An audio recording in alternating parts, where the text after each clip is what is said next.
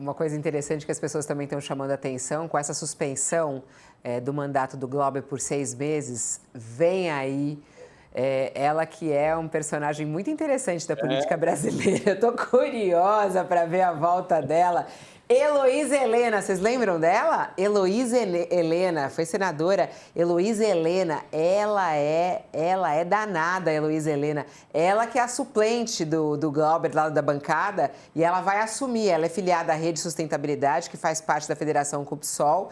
Ela já foi senadora, deputada estadual por Alagoas. E agora ela estará de volta à Câmara dos Deputados. Você não está curioso, Josias, para ver a Heloísa Helena nesse parlamento, dessa forma como é?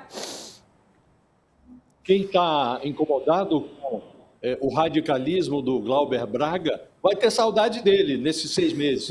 Porque a Heloísa Helena, ela é o Glauber ao quadrado ou ao cubo, talvez, e ela teve uma atuação muito incômoda no Senado, quando foi senadora, muito incômoda. Essa gente do Centrão, esses parlamentares mais acomodatícios, eles eram sempre afrontados por ela em plenário, e ela não tinha meias palavras, ela ia na jugular mesmo, e não hesitava em ocupar a tribuna para denunciar acordos, porque quem está no Congresso, Fabiola, acaba tomando conhecimento desses conchavos feitos no submundo da baixa política, né? E a Heloísa Helena era uma pedra no sapato do Centrão e desses parlamentares, como disse, acomodatícios. Então, é possível que alguns desses parlamentares tenham saudades do Glauber Braga durante esses 6 meses.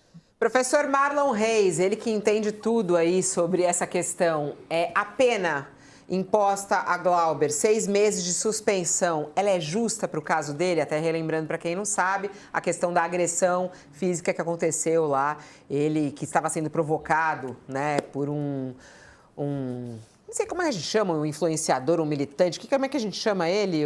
Extremista. É um militante do MBL, né? Um militante do MBL. O Sakamoto falou para chamar ele de extremista. Ele ficava provocando lá o Glauber toda hora, o Glauber não aguentou e deu um safanão nele, né? Foi isso que aconteceu. Foi por isso que o Glauber enfrentou todo esse processo. A pena está correta, doutor Marlon? Quer dizer, suspensão de 6 meses, está adequada ou não? Não, tem um evidente exagero aí. Se houvesse alguma necessidade de aplicação, e eu tenho minhas dúvidas, porque quando você promove uma retorção imediata, o que é? Uma reação forte contra uma agressão injusta. Isso, ninguém é obrigado a tolerar ser desmoralizado, achincalhado. No direito penal, inclusive, isso isenta de pena. No caso, o tal chute, ele tem uma finalidade muito mais moral do que física. É a mesma coisa do tapa no rosto. É um ato de injúria perante o direito penal. E para o direito penal, havendo a retorção imediata, como eu mencionei, nem crime é. Agora vamos lá. Se houvesse alguma punição, a Câmara, assim como nenhum poder, está imune ao dever de atender a uma racionalidade que se justifique dentro de um prisma comparativo. O mesmo tratamento para as mesmas situações. Eu fico imaginando, se ele pega 6 meses, o que farão com os deputados do motim? Quer dizer, é de 6 meses para lá, os do motim. Agora, tudo isso que eu estou falando é da perspectiva jurídica, porque isso é importante. O Supremo Tribunal Federal já reviu medida até de cassação. E eu vou lembrar o caso. Não foi na Câmara, mas esse precedente, ele se aplica para qualquer punição que se considere indevida. Foi um julgamento realizado na reclamação 55.948, que vocês vão lembrar do vereador Renato Freitas, do então vereador Renato Freitas do Paraná, hoje deputado estadual.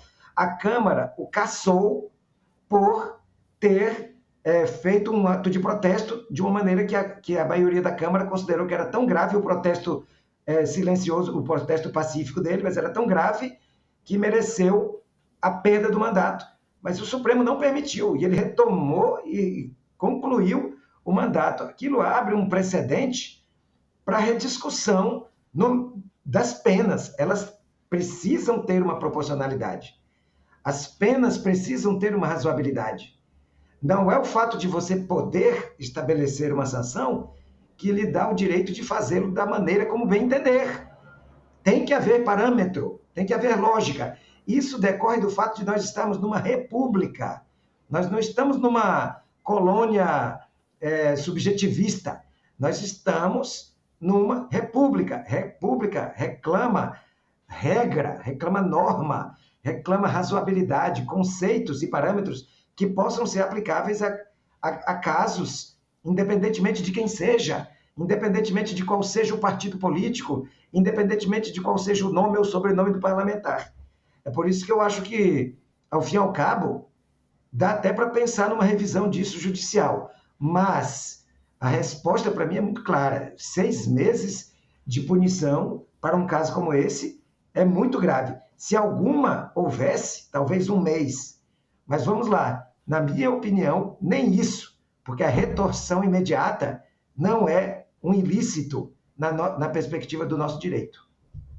E em relação a Eduardo Bolsonaro e Ramagem, o senhor acha que vai ser mais fácil, doutor Marlon? Como é que o senhor vê esse processo de cassação deles?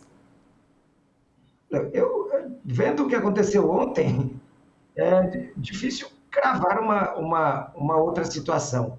Que me parece que o que eles estão mesmo não tem a ver muito com a lei ou com a Constituição, mas com interesses de que não se reproduzam decisões de perda de mandato no âmbito da Câmara e do Senado. Eu acho que é muito difícil. Parece que as coisas vão caminhar para a perda do mandato por falta, o que é muito barato para o que aconteceu. Mas eu acho que vai acabar sendo esse o resultado.